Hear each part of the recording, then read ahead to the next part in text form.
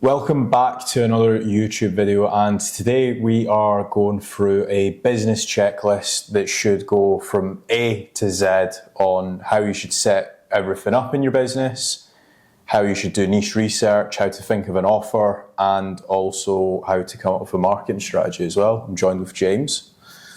So let's get started. Let's set up a business from start to finish. So the ultimate business checklist. Step number one, prior to doing anything, is doing your research. So checking who your competition is or will be, checking to see what your USP is, and how broad are you going to go? Are you going to go very specific on a certain service or a certain product that you're going to sell, or are you going to go quite wide? So can you expand on that, on the research? Yeah, so obviously what I like to focus on is being niche. So like being a specialist in one thing. Now there's obviously pros and cons to it, but like for example, let's say you wanted to set up a marketing agency. Instead of doing marketing for plumbers and lawyers and tradespeople, you might say, well, actually, I'm going to do marketing only for dentists, for example.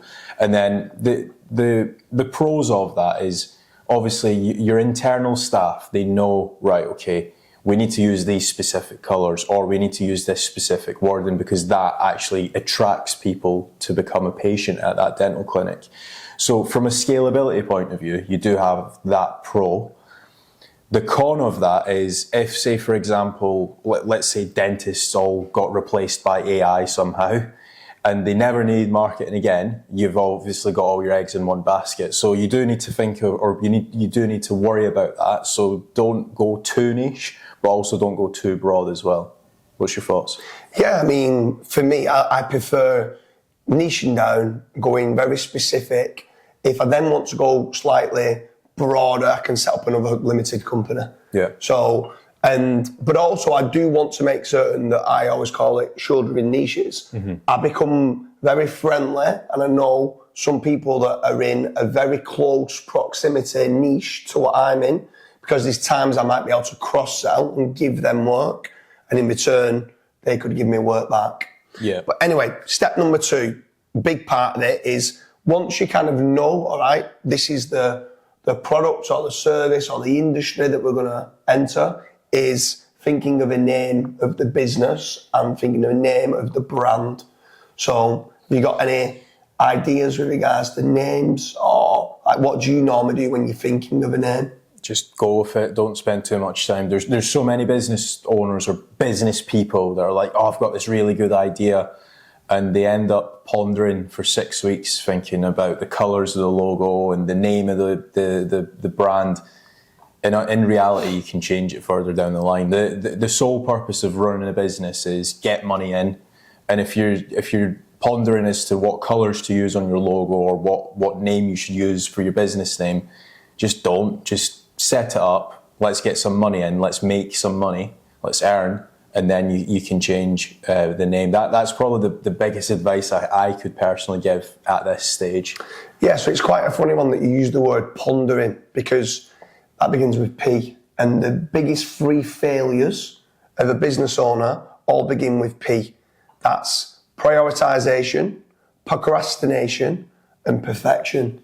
So exactly what you just said there. Some people ponder on a name for 6 months. Yeah. Just think of a name, ask a few friends, get a list of 3, choose the one that you think's best, and then just move on. Don't procrastinate too much. Think of a name.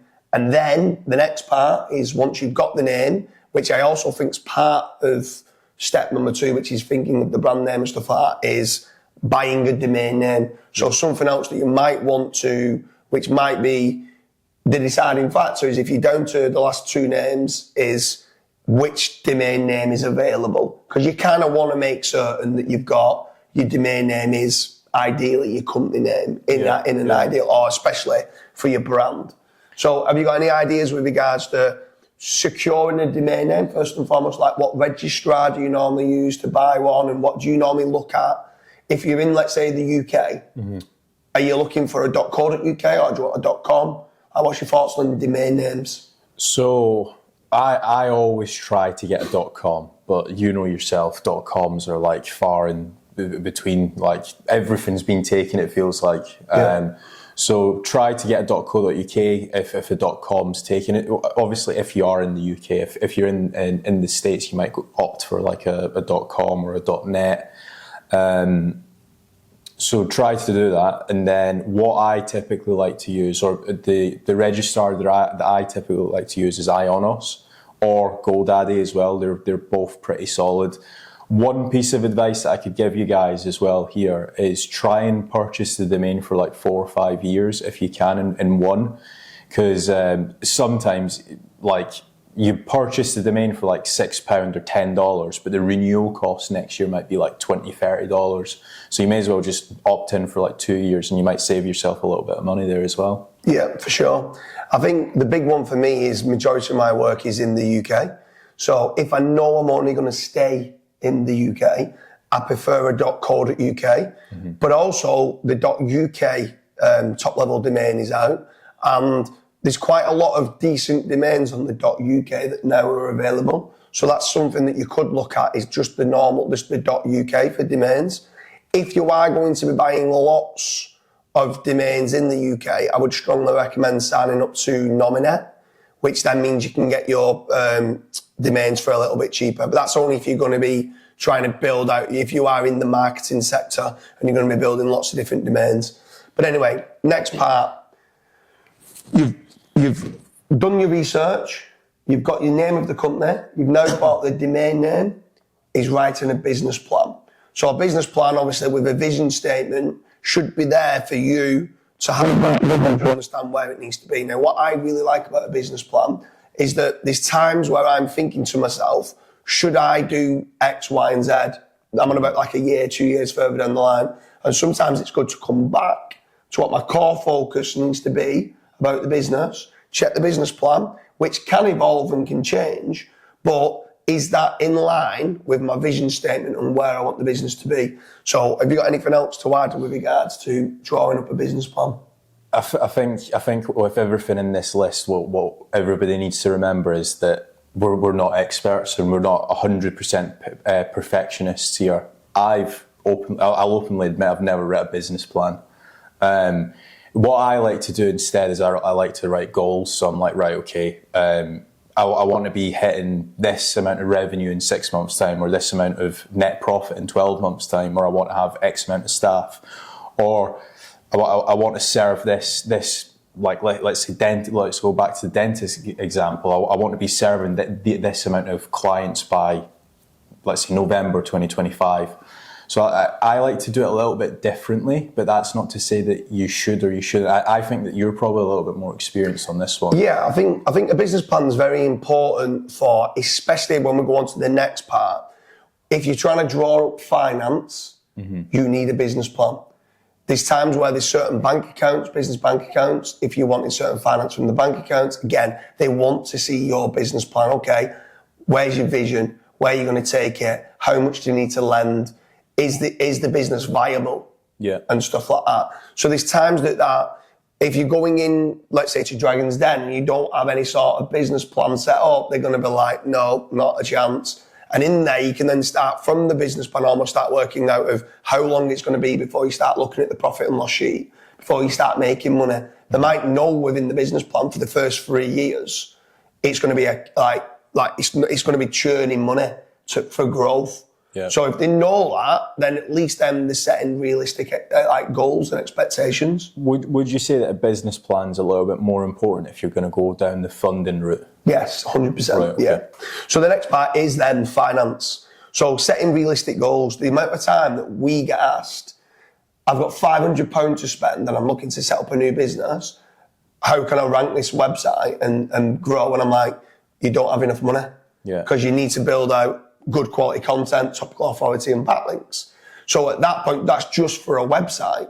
If then you're looking to take on staff and you've got offices, you need to set realistic goals of how much for the first 12 months it's going to cost you. If you need staff, if you need vans, if you need insurances, what is it that you need?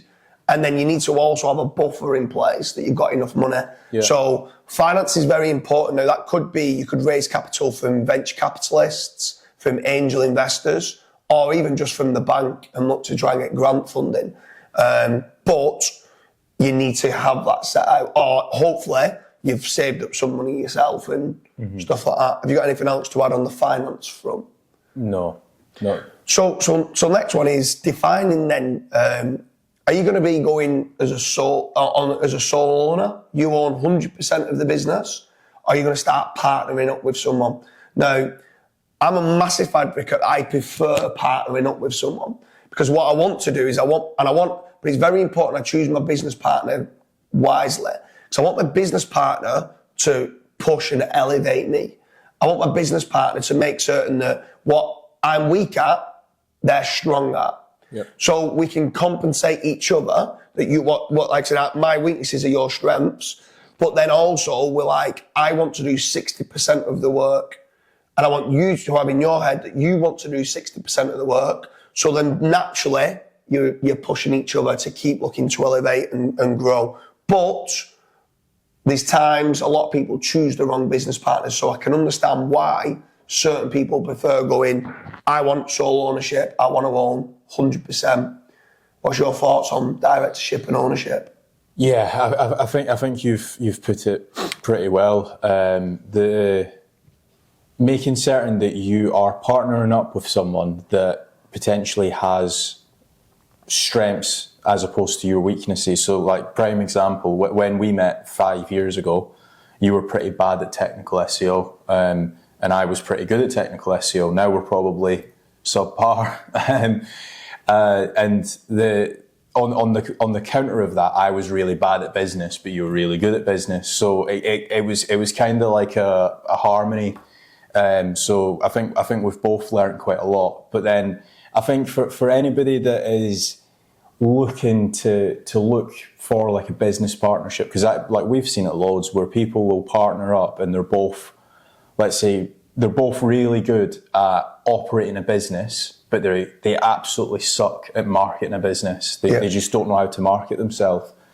And then that just ends to like a bad relationship or a bad business relationship. So, for example, if you're really good at operating a team and making certain that all staff are being paid, they've all got work, but then you've got a friend, let's say, for example, that's really good at running Facebook ads, that's probably like a really good business partnership if you can get something like that going. So yeah, I think looking for something like that helps big time. Yeah. Next one is whether you form a limited company, or in the US it could be like an LLC. How are you going to set that up, right? So are you going to set it up in the UK? Are you going to set it up in the US? Are you going to set it up in whatever country you're living in? Or are you going to try to look for tax haven type countries like setting up in Dubai? Mm-hmm. They've all got the strengths, they've all got the weaknesses. You need to obviously speak. We definitely can't offer financial advice. You probably need to speak to your accountant that you're going to be using and see what they think is the best. But for me, I'm in the UK and I set up a limited company every time for every business or brand. I want to make certain that there's not a domino effect, that if one business was struggling, then all my other businesses would suffer. Mm-hmm. So each business is set up in their own limited company, and I've got an umbrella company, like a holding company, which owns each one of them. That's the way I have mine set up. But prior to, as a business checklist, you need to be knowing whereabouts you're going to go. Yeah. So, got anything to add on that about forming and defining the business structure? This obviously isn't financial advice, but you obviously want to make certain from the word go, like if, say, for example, you're planning on selling the company, like let's say you're going to set up an agency and you're looking to sell it in 4 years' time, or that's part of your business plan to sell it in 4 years' time, you're probably going to want to speak to an accountant and figure out from the word go what's the best setup. So, for example, there's a lot of people that set up in Dubai, in like the tax-free zones in Dubai, because they know that they're going to sell their agency or their business portfolio in 5-6 years' time. So I would probably suggest speaking to an accountant on that, and they'll probably be able to guide you a little bit more. And again, it's very different for, like, for example, we might not have aspirations to sell certain stuff, but for any of you guys watching, you might want to sell in 2 years' time. So your situation will be a lot different to ours. The next one, and this is a big one, is payment gateways and bank accounts that you open. Yeah. So obviously we are very close friends with a lot of business owners, and we see this as being a problem for a lot, right? So I'll give you one example and then you can expand and we'll both jump between different payment gateways of what's good to use. PayPal, at times, when you start getting a lot of money paid into your PayPal, can freeze your money if you start getting some refunds. So don't have a lot of money tied up in the PayPal account. Yep. Is one bit of advice. We've seen a lot where people have had money frozen and they get it froze for 6 months before they can get it back. So if you've got a hefty amount of cash flow sat in your PayPal, business PayPal account, I'd strongly recommend starting to move some of that out. What else is this? So obviously these, you pay Lily and stuff like that abroad. So how do you pay? So you've obviously got the likes of PayPal. You've got Revolut in the UK. I believe they're also in the US now as well. And then you've got Wise. So again, I've not had any issues with PayPal, touch wood, just yet. But what I would strongly advise is just try to split your payments across all three if you can. Like, get some payments into your actual physical business bank account, get some into your PayPal, and then also try and get some into your Wise as well, because then at least you're spreading it as much as you possibly can. Whereas there's been guys like we know, like with 100,000 stuck in PayPal, and they need to pay staff the next day, and it's frozen in PayPal for 6 months. So yeah, definitely don't just have it all in PayPal. One or two others which are good for the banking apps is Starling and Tide. Each one of them, they're quite good for the banking apps. But then also for payments in, I'd strongly recommend on Stripe. Yep. If you're looking to set up, let's say, an e-commerce store when you're choosing what website that you want, and in a minute we're going to move on to marketing, is whether you're going to go down the route of like WooCommerce or Shopify and stuff like that, and what e-commerce you're going to do. But then you're going to go down the SPP route or Stripe or something like that. So. What one added tip to this as well is there's different payment gateways. Like, for example, you've just mentioned Stripe, but if you guys are looking to set something up in the grey area, let's say it's raffles or gambling or something like that, you might want to use you will want to use a different payment gateway, because Stripe, as long as like you're clean, let's say for example you're installing solar panels and it's a solar panel e-commerce store and you're taking payments of £4,000, stuff like that's fine. It's when you are doing like gambling or let's say competitions and stuff like that. In those cases, you're going to want to use a payment gateway or a payment processor that actually accepts those grey market and black market industries. Yeah. Now, moving on to the bit that we both like the most, marketing. So, if you are a trade, in my opinion, a quote that I always use is that a successful business needs a consistent flow of quality inquiries. A lot of businesses can have the best products in the world, the best service in the world, but if you are not getting a consistent flow of quality inquiries every single day, you are going to struggle. You're going to be looking to do jobs at a cheap price, but when you're getting lots of inquiries, you can start upping your prices and then indirectly making more profit. But then there's other ways with regards to marketing about e-commerce stores and stuff like that online. So building a brand and creating a website, first and foremost, from my point of view on the websites I like to build, I really like WordPress. So that's a CMS system which allows you and many members of staff to log in. It's easy to edit and easy to use. With regards to e-commerce, which are you preferring?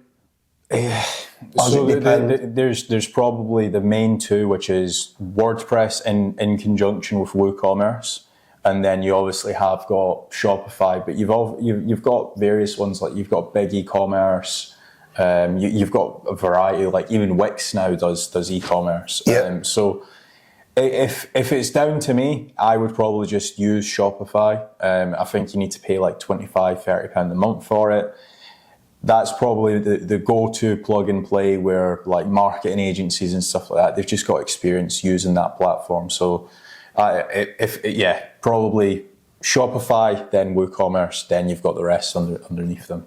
So when now we're looking holistically at everything related to marketing, not just digital marketing, you've got different forms. You've got radio ads, you've got TV ads, Billboards. You've got billboard advertising, bus stop advertising, you've got like train advertising, underground, if you're in London, underground advertising. There's lots of different methods of marketing that you can do, traditional old school marketing. But then what have you got then online? Is there only one or two online, or is there plenty to go with? There's loads. So you've got Bing ads, you've got SEO, which is like essentially ranking your website within Google and bringing it up higher for keywords that people are searching for.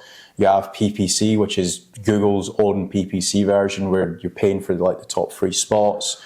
You've got Google Business Profile. So if you're a local business, you might want to go down that route where you're showing up for, let's say, accountants near me, and you've got like the map pack with like your reviews and stuff. You then have got Facebook ads, Twitter ads, Pinterest ads, Reddit ads, YouTube. YouTube's the second biggest search engine. You've got a lot of different avenues on the digital front. Same goes with like the traditional marketing route as well. Yeah, and then another big one that people don't talk too much about is email marketing as well, which is very important when you're starting to get those sales funnels. When you start to build your traffic up in whatever way that it is, whatever platform that you want to use, whatever service that you want to use, whatever you feel would work best for your industry.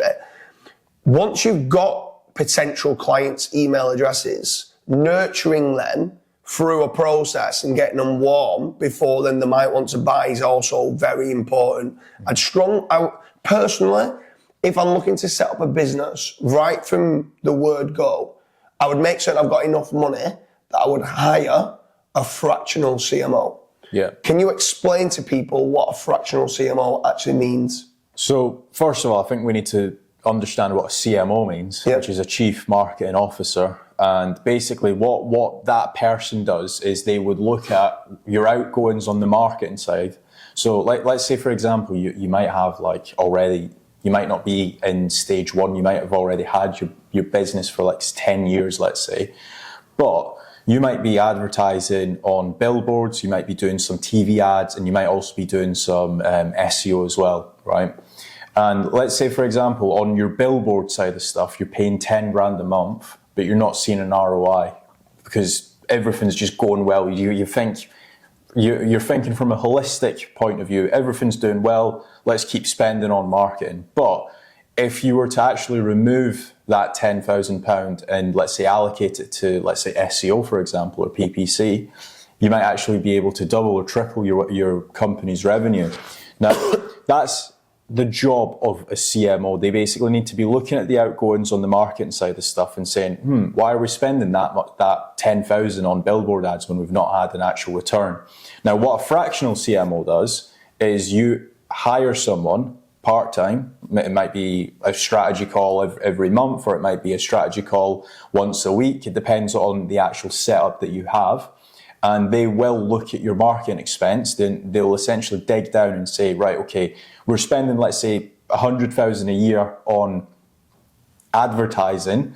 But if we were to actually spend 100,000 on the correct advertising, we'd be able to triple the actual business's revenue. So that's what a CMO and what a fractional CMO does. Yeah, I think the main benefits of hiring a fractional CMO is that, first and foremost, hiring a normal CMO is very expensive. Yeah. You're looking at someone that's an expert in all areas of marketing. So that's not just SEO. Now, SEO is a minefield within itself. Mm-hmm. Paid ads on PPC is a minefield in itself. Social media management is a minefield in itself. And then you then go down the traditional marketing route. So this person needs to be amazing at understanding the whole suite of marketing. So you'd be generally looking, when you're looking to hire a CMO, at least as of a wage of 100,000 a year, right? Where a fractional CMO, in my opinion, is actually someone that's better than a CMO as well. And the reason why I say I think a fractional CMO is better is because, not generally speaking, the fractional part means that they're going to spend a fraction of their time working for your company. So they're going to be working part-time. But they're also going to be working for other companies. And as they're seeing and testing in different industries what's working and what's not, they're consistently innovating and improving their own knowledge. And a fractional CMO can save you a fortune, or can actually get you to spend more money in areas that's going to get you that return on investment. And that part-time role can help people spend money in the correct places and make certain that their kind of allocation of budgets is spent in the correct manner. Little things like, a lot of people that do SEO might get a lot of traffic through to the website, but then they don't set up the retargeting pixel. Now, the retargeting pixel on Facebook and Instagram is one of the cheapest forms of advertising that you can do. That cookies the person that's being onto the site and gets them to come back to the website at a very, very cheap price.